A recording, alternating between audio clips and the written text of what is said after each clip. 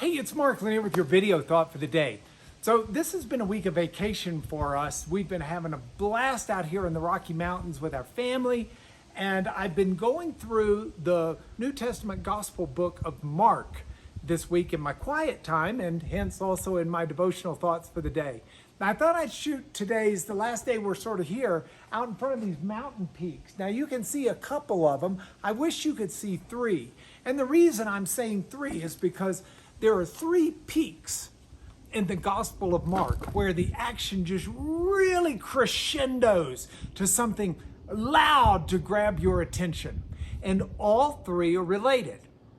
Now, the first peak is foretold in the first 7 or 8 chapters of Mark, where Mark starts out talking about the fact that this is a gospel of Jesus Christ, and it's a story that is deeply rooted in Old Testament prophetic literature, where God said he would call forth John the Baptist to prepare the way of the Lord, and that John had come, and that Jesus was someone who was Lord of the Sabbath, Lord of disease, Lord of the demons. He had control over the elements. Jesus shows all of these things, but it reaches a crescendo peak, the first peak, in Mark chapter 8.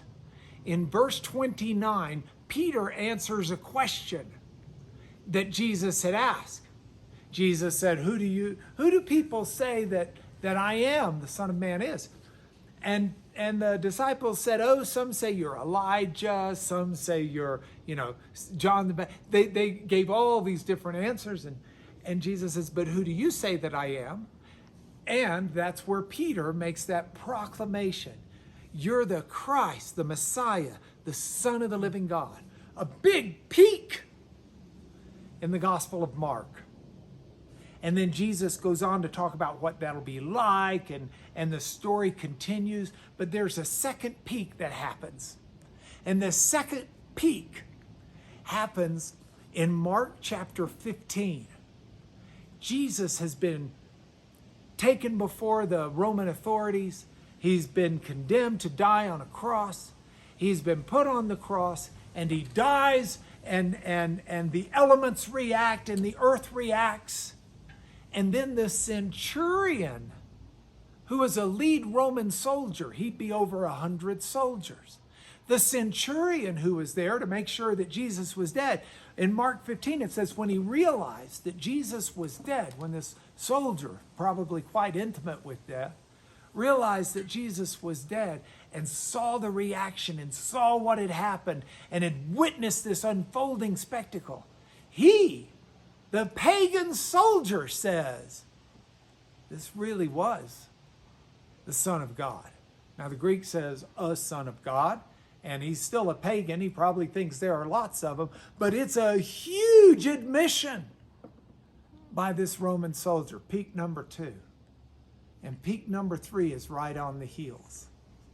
Peak number 3 comes on Easter Sunday, when Jesus is proclaimed Lord over even death by his resurrection.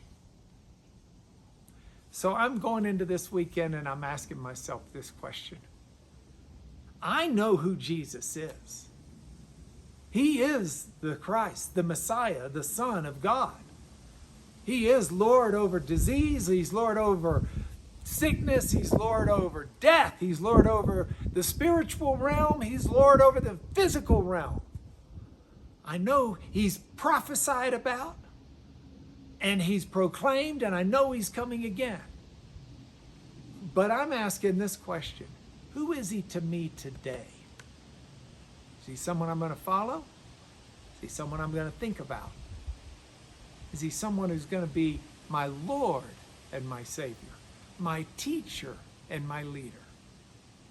I hope so. That's what I'm going to try and do today. I hope you will too. I'm looking forward to seeing you again next week. If you get a chance, either go to church or tune in, www.biblical-literacy.com. I'll be teaching 9:30 Sunday morning Central Time. I look forward to seeing you.